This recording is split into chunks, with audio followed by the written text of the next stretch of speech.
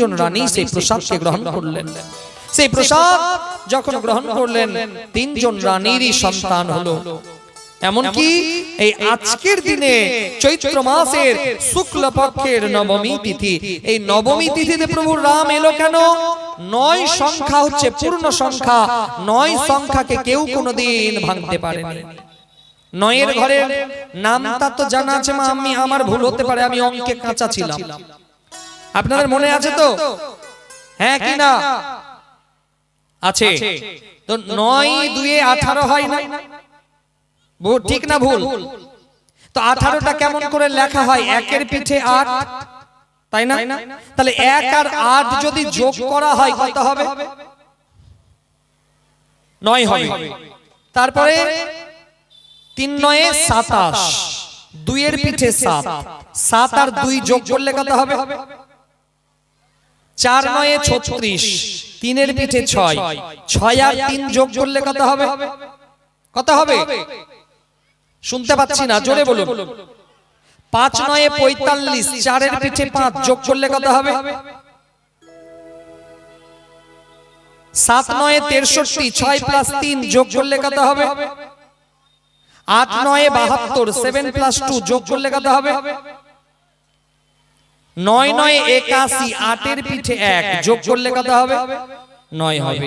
তো 9 সংখ্যা হচ্ছে পূর্ণ সংখ্যা। 9 সংখ্যাকে কোনোদিন ভাঙা যায়নি। এই জন্য প্রভু রামচন্দ্র নবমী তিথিতে এলেন। আজকের দিনে চৈত্র মাসের শুক্ল পক্ষের নবমী তিথিতে প্রভু রামলালা অবতীর্ণ হলেন। তো রামলালা অবতীর্ণ হয়েছিল দুপুর 12টার সময়, আর ভগবান কৃষ্ণ অবতীর্ণ হয়েছিল রাত্রি 12টার সময়।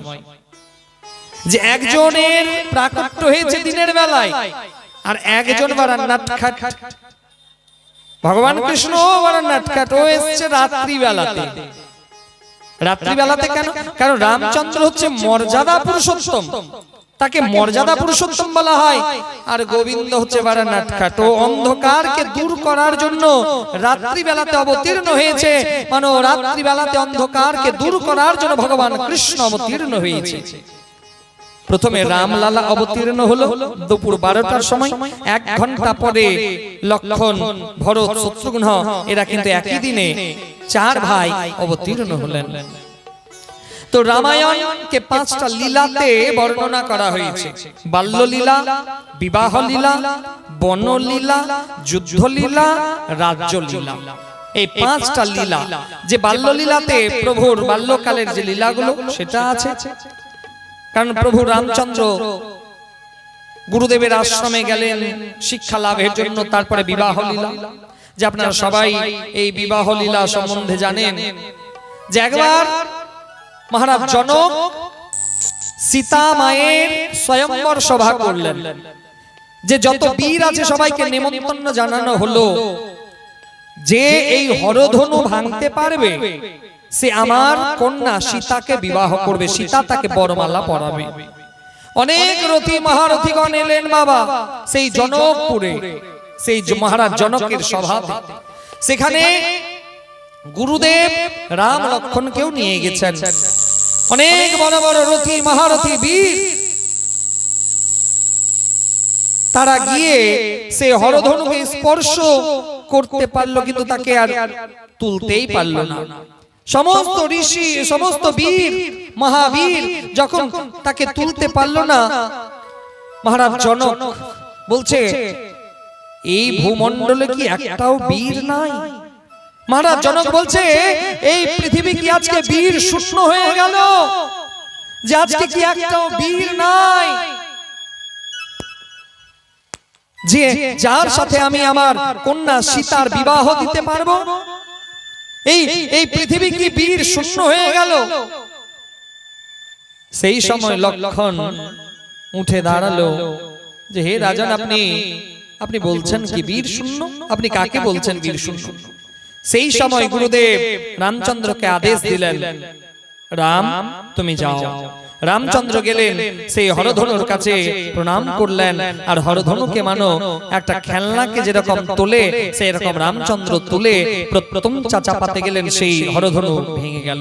যখন হরধনু ভাঙলো চারদিকে ভয়ঙ্কর গর্জনা আরম্ভ হলো। সবাই যত রথী মহারথী ছিল সবার হৃদয় কেঁপে গেল। এই সাধারণ কোনো বীর নয়। সেই সময় সীতা দেবী রামচন্দ্রকে মালা পরাবে। এবার সীতা দেবীর থেকে রামচন্দ্র উচ্চতাতে অনেক উঁচু। তখন তো বাবা লাফিয়ে লাফিয়ে মালা পরানো যেত না। এখনকার বিবাহগুলো দেখবেন যে এখনকার বিবাহ তো মানুষ শুধুমাত্র একটা খেলা হয়, যে বিয়ে বাড়িতে ছেলে পক্ষ ছেলেকে তুলবে আর মেয়ে পক্ষ মেয়েকে তুলবে, যে যত উপরে উঠবে তত তাদের নাম হবে। কিন্তু দেখবেন বিয়ে বাড়িতে তো যাই, অনেক সময় দেখতে পাই ছেলের দল বল ছেলের বরযাত্রী ছেলেকে তুলছে, আর একটু উপরে তুলে দাও ভগবানের কাছে পৌঁছে যাবে। মানে উপরে যে প্যান্ডেল থাকে সেই প্যান্ডেলকে স্পর্শ করিয়ে দেয়।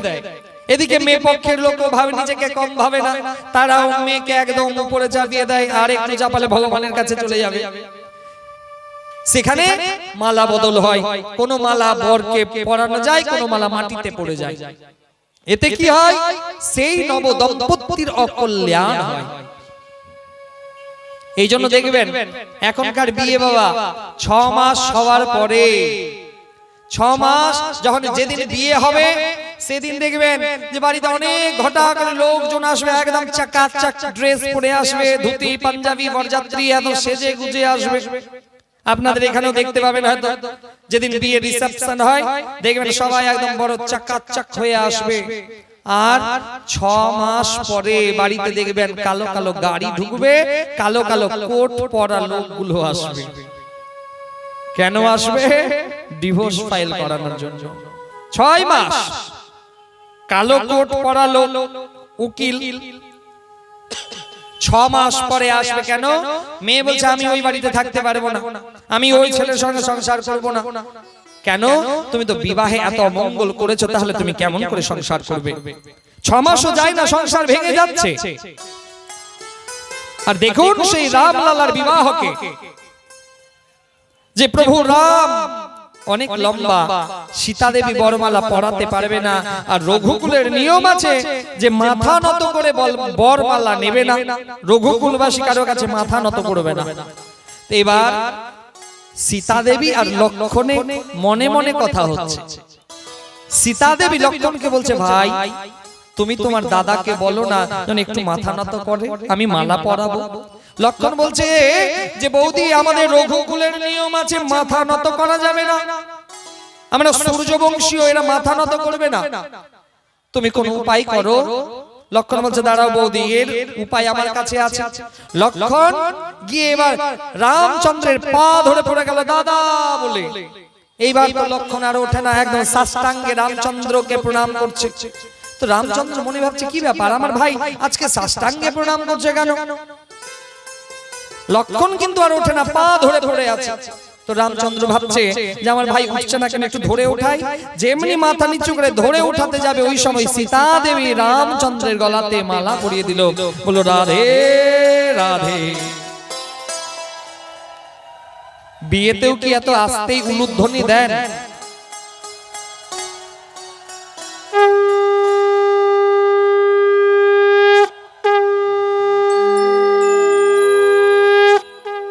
সীতা দেবী রামচন্দ্রকে মালা পরিয়ে দিলেন, বিবাহ হলো।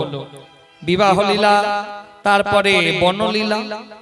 যেদিন পরে রামচন্দ্র রাত্রিবেলাতে জানতে পারলো যে আগামীকাল তার রাজ্য অভিষেক হবে, কিন্তু নিয়তি ভাগ্যের বিধান দেবতাকেও মানতে হয়েছে। যে ছেলে জানে যে কাল সকালে আমার রাজ্য অভিষেক হবে, আমি এই অযোধ্যার নগরীতে রাজ সিংহাসনে বসতে যাব, সেই ছেলে সকালবেলা বাবার একটা কথাতে শুধু তার বাবা বলল যে তোমাকে রাজ্যাভিষেক করা যাবে না, তুমি রাজা হবে না, তোমার বনবাস হয়ে গেল। সেই রামচন্দ্র কেমন সন্তান দেখুন। এমনি এমনি রামচন্দ্রকে মর্যাদা পুরুষোত্তম বলা হয়নি। পিতাকে কোনো প্রশ্ন করলো না যে কেন বাবা, আজকে তো আমার রাজ্য অভিষেক হওয়ার কথা ছিল, তাহলে রাজা না হয়ে, রাজ্য অভিষেক আমার না হয়ে কেন তুমি আমাকে জঙ্গলে পাঠাচ্ছ 14 বছরের জন্য বনবাসে? একবারের জন্য জিজ্ঞাসা করেনি? মানো রামচন্দ্র এমনি এমনি মর্যাদা পুরুষোত্তম বলা হয়নি।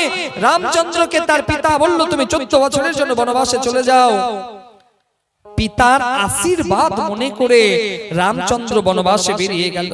রামচন্দ্র যদি বনবাসে না যেত তাহলে রাবণকে তো বধ করা যেত না, আর রাবণ যদি বধ না হতো তাহলে ধর্ম স্থাপনা হতো না। এইজন্য প্রত্যেকটা কর্মের পেছনে প্রভুর কিন্তু একটা না একটা লীলা বিরাজমান আছে। সীতা দেবী কে রাবণ হরণ করে নিয়ে গেল, নিজের অশোক বাটিকাতে রাখল। সেই বনলীলাতে দর্শন হলো হনুমানজির সঙ্গে।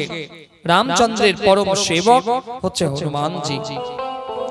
আমি ব্যাসপীঠ থেকে নিবেদন করব যে রামকে যদি পেতে হয় তাহলে হনুমানজির কাছে যেতে হবে। যে হনুমানকে না পেলে রামজিকে পাওয়া যাবে না। এই জন্য প্রত্যেক হিন্দু ঘরে যেন রাম কে পাওয়ার জন্য হনুমান চাল্লিশা পাঠ করা হয়। প্রত্যেক মন্দিরে যেন হনুমান চাল্লিশা পাঠ করা হয়। প্রত্যেক সন্তান যেন এই হনুমান চাল্লিশা পাঠ করে। প্রত্যেক হিন্দু মা বাবার উচিত তার সন্তানকে হনুমান চাল্লিশা পাঠ শেখানো, হনুমান চাল্লিশা যেন অবশ্যই পাঠ করে। তো রাম প্রসঙ্গে এসেছি, আর জানকী মাতাকে উদ্ধার করতে যাবে প্রভু রামচন্দ্র। তা শুন, আমরা সুন্দর একটা ভজনের রসাস্বাদন করে কথাকে আগের দিকে নিয়ে যাই। বলো রাধে রাধে।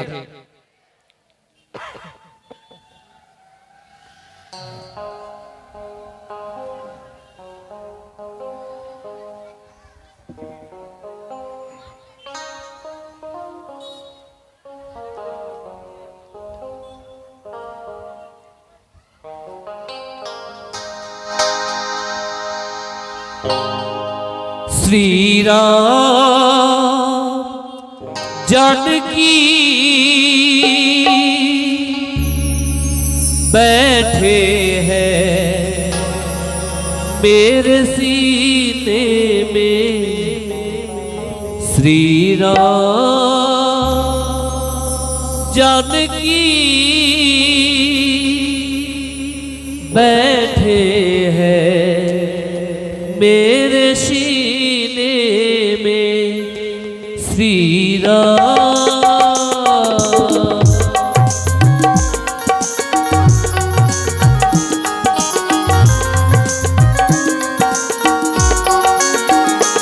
श्री राम जानकी बैठे हैं मेरे सीने में।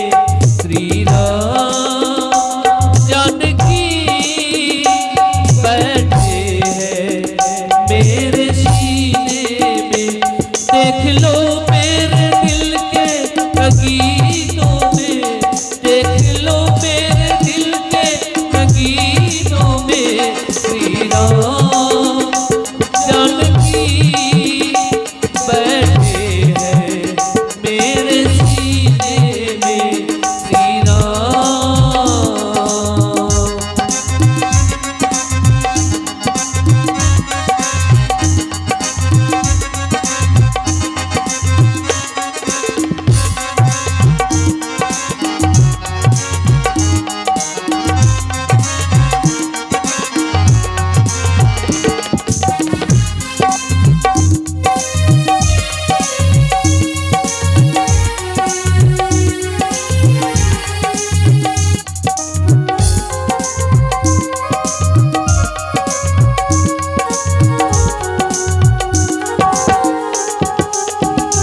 मुझको कीर्ति नाम भगना यश चाहिए।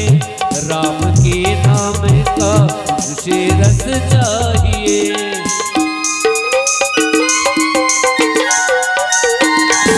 मुझको कीर्ति नाम भगना यश चाहिए। राम के नाम का मुझको रस चाहिए। सुख मिले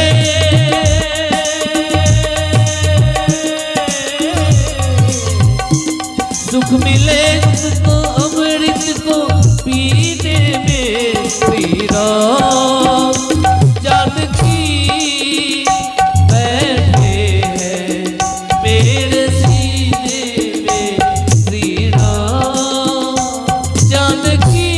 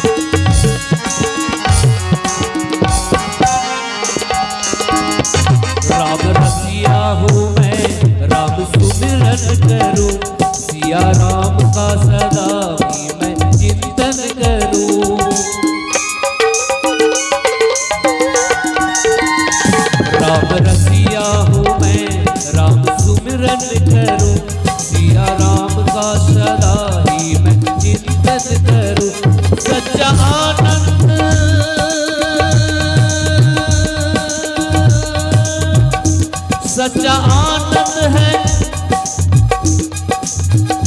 सच्चा आनंद है अमृत को पीने में। श्री राम जानकी बैठे हैं मेरे सीने में। श्री राम जानकी बैठे हैं मेरे सीने में। देख लो मेरे दिल के नगीनों में, देख लो मेरे दिल के नगीनों में।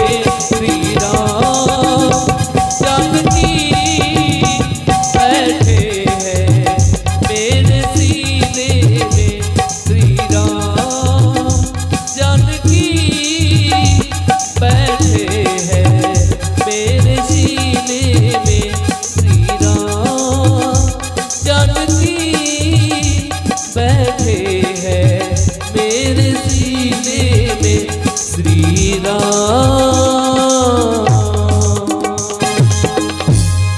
बोलिए श्यामति रामचंद्र भगवान की, बोलिए श्यामति रामचंद्र भगवान की। এবার সেই সীতা দেবীকে রাবণ নিজের অশোক বাটিকাতে হরণ করে নিয়ে গেছে। বনে দেখা হলো হনুমানজির সঙ্গে।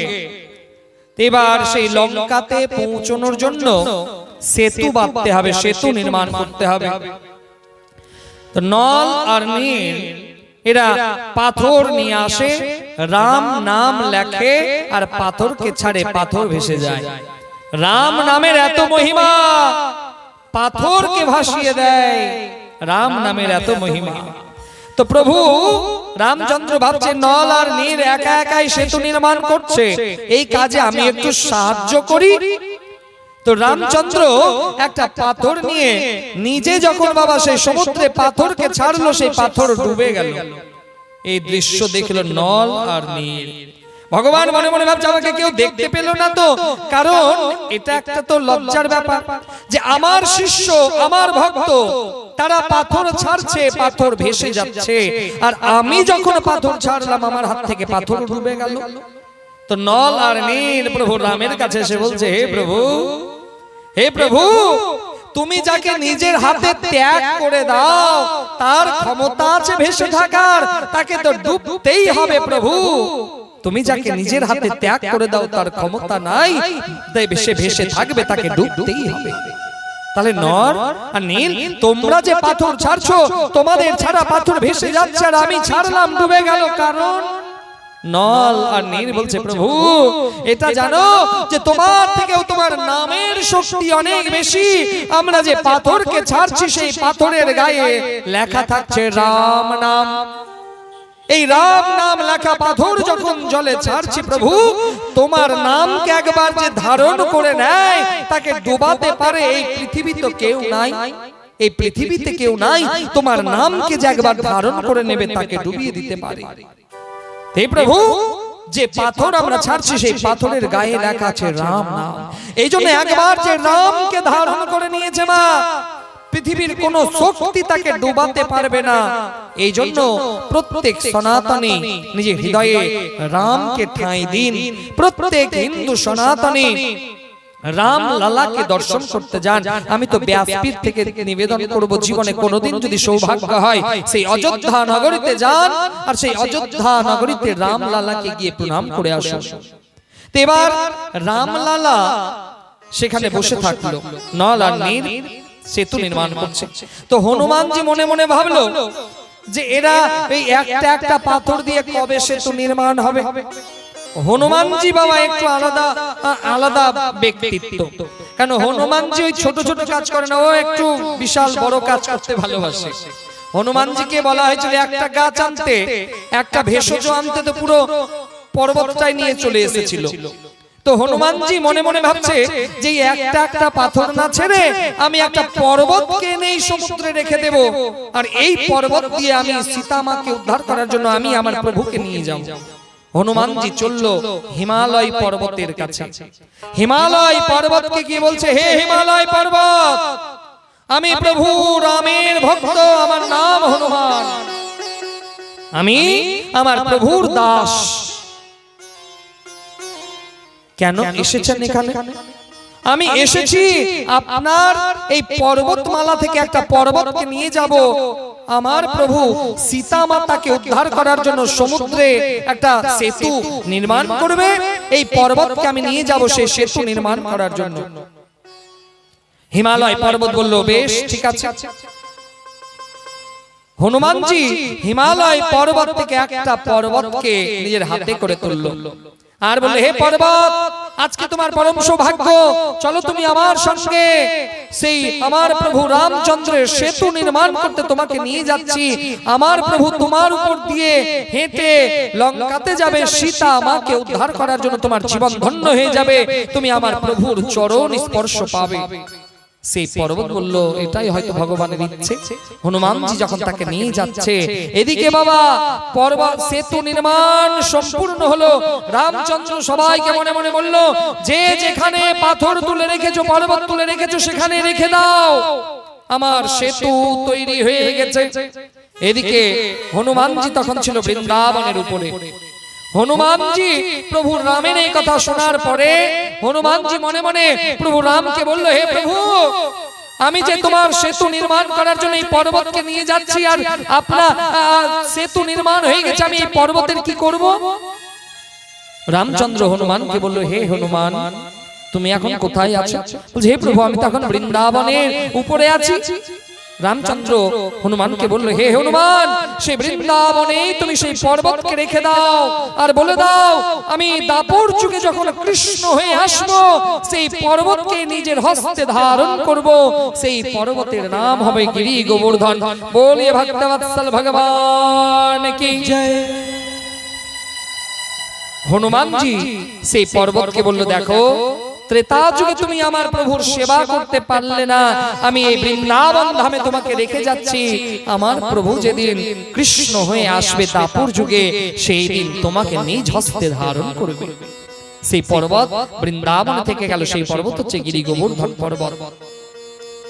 তো সেই সেতু নির্মাণ হলো,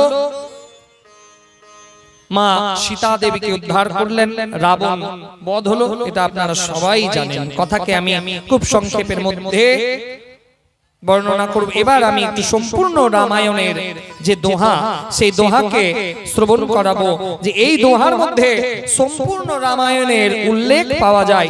সবাই হাত জোড় করুন, কারণ এই দোহা শ্রবণ করলে সম্পূর্ণ রামায়ণ শোনার ফল লাভ হয়। আদৌ রাম তপবনাদি গমনম হত্বা মৃগম কাঞ্চনম বৈদেহি হরণম জটায়ু মরণম সুগ্রীব সম্ভাষণম বালি নির্দলনং সমুদ্র তরণং লঙ্কাপুরী দহননম পশ্চাদ রাবণ কুম্ভকর্ণ হননম এতদ্হি রামায়ণম। प्रेम से बोलो वृंदावन बिहारी लाल की। मर्यादा पुरुषोत्तम रामचंद्र भगवान के, राम लला की जय। जय श्री राधे। এবার আমরা কৃষ্ণ প্রসঙ্গে প্রবেশ করব। এবার রাজা পরীক্ষিত সুখদেবজি ভগবানকে বলছে, হে গুরুদেব, কৃপা করে আপনি বিস্তার পূর্বক আমাকে চন্দ্র বংশের প্রসঙ্গ শোনান। কথিত বংশ বিস্তার ভবতা সোম সূর্যয়া রাজ্ঞাং চোভ বংশান্যাং চরিতং পরমাদ্ভুতম। হে গুরুদেব, কৃপা করে আপনি চন্দ্র বংশের প্রসঙ্গ আমাকে শোনান বিস্তার পূর্বক। সুখদেবজি মহারাজ, সুখদেবজি বললেন রাজা পরীক্ষিতকে, হে রাজন, আমিও আপনাকে ব্যাকুল হয়ে আছি কৃষ্ণ প্রসঙ্গ শোনানোর জন্য। এবার আমরা দশম স্কন্ধে প্রবেশ করছি। এই দশম স্কন্ধে ভগবান কৃষ্ণের জন্ম লীলা সম্পর্কে বলা হয়েছে। আজকে আমরা এই ভগবানের নন্দ উৎসবে কথাকে বিরাম দেব, কারণ 9টা থেকে এখানে অন্য একটা অনুষ্ঠান শুরু হয়ে যাবে। 9টাতে আমরা আজকে কথাকে বিরাম দেব। তো এবার আমরা দশমী স্কন্ধে প্রবেশ করছি। বলো রাধে রাধে। এবার বাবা কৃষ্ণ কথাতে প্রবেশ করছি, তো একটু তো জোরে রাধে রাধে বলতে হবে। আর একটু জোরে বলো, দুবার তো বলতে নাই।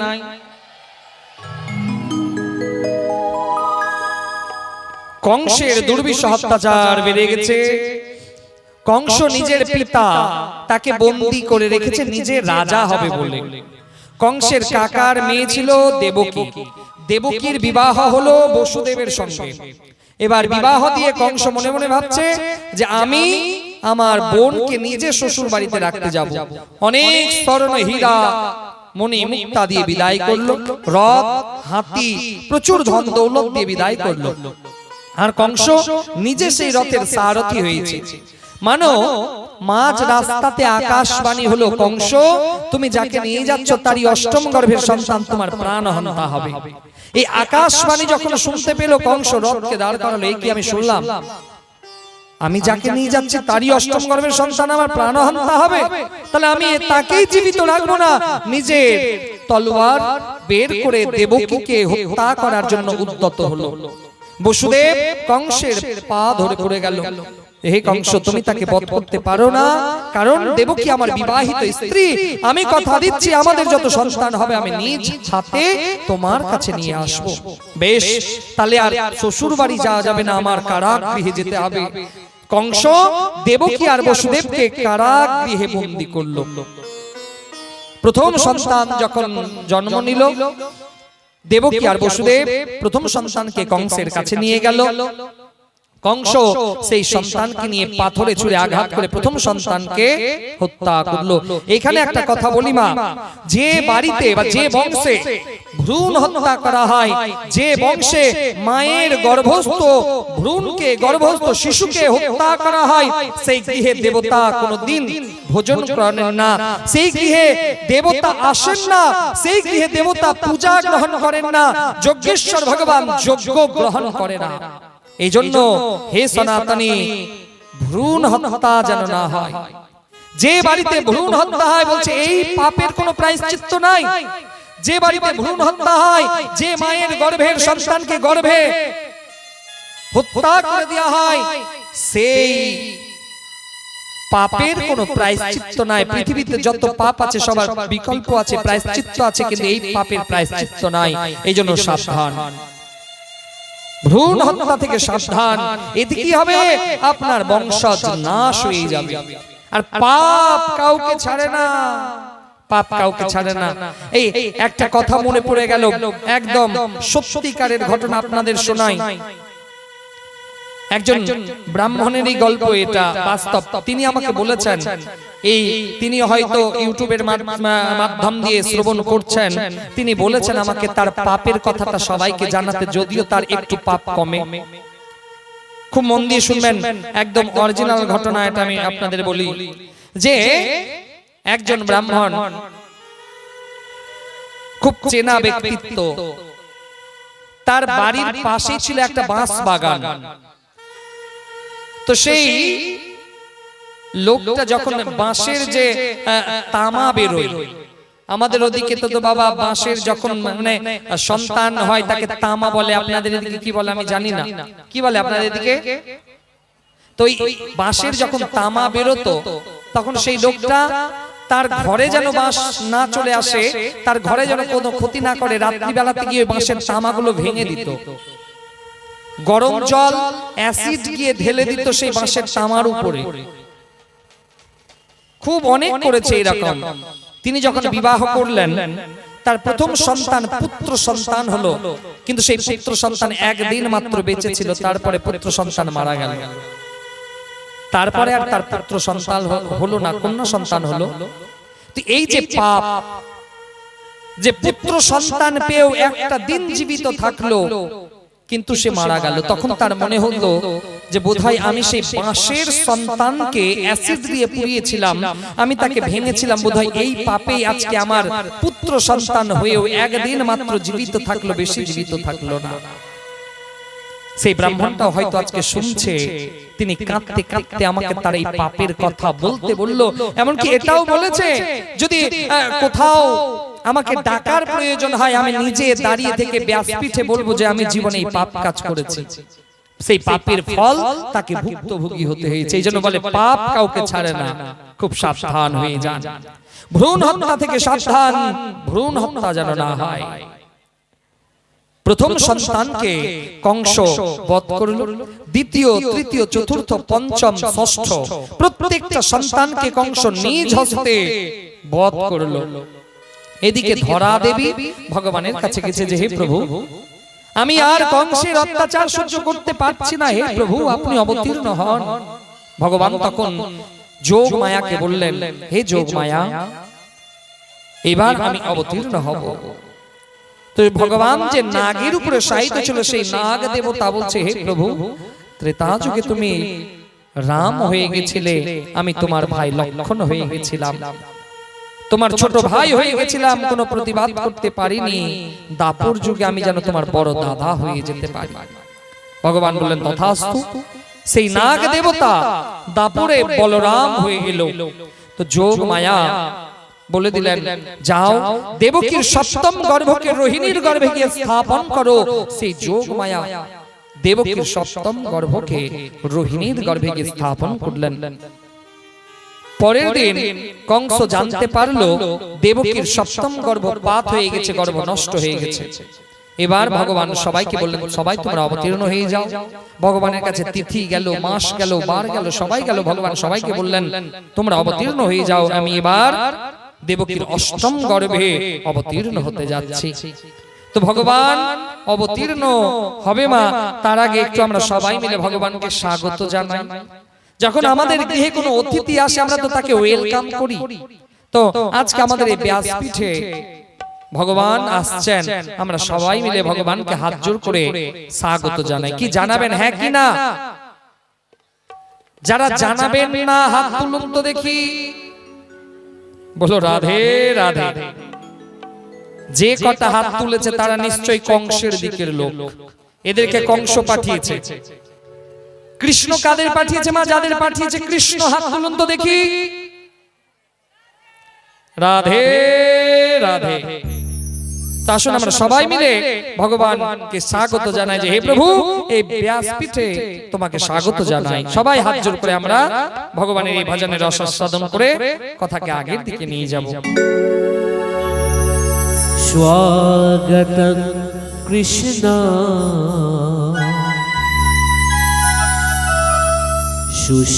সুস্বাগতং কৃষ্ণ স্বাগতং সুস্বাগতং শরণাগতং কৃষ্ণ স্বাগতং সুস্বাগতং শরণাগতং কৃষ্ণ স্বাগতং কৃষ্ণ সুস্বাগতং কৃষ্ণ ও স্বাগতং কৃষ্ণ সুস্বাগতং কৃষ্ণ স্বাগতং সুস্বাগতং শরণাগতং কৃষ্ণ স্বাগতং সুস্বাগতং শরণাগতং কৃষ্ণ স্বাগতং কৃষ্ণ সুস্বাগতং কৃষ্ণ স্বাগতং কৃষ্ণ সুস্বাগতং কৃষ্ণ।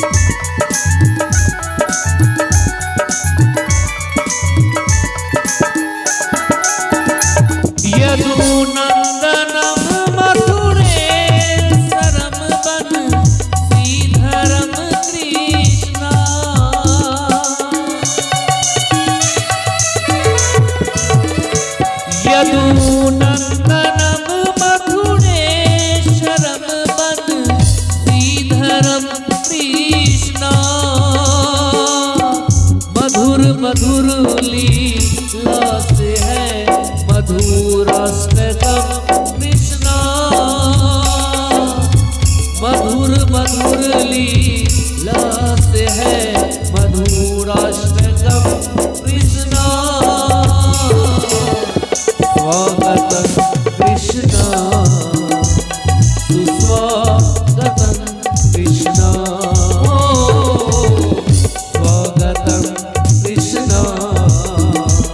सुस्वागतम कृष्ण स्वागतम सुस्वागतम शरणागतम कृष्ण स्वागतम सुस्वागतम शरणागतम कृष्ण स्वागतम कृष्ण सुस्वागतम कृष्ण ओ स्वागतम कृष्ण सुस्वागतम कृष्ण ओ स्वागतम कृष्ण सुस्वागतम कृष्ण सुस्वागतम कृष्ण सुस्वागतम कृष्ण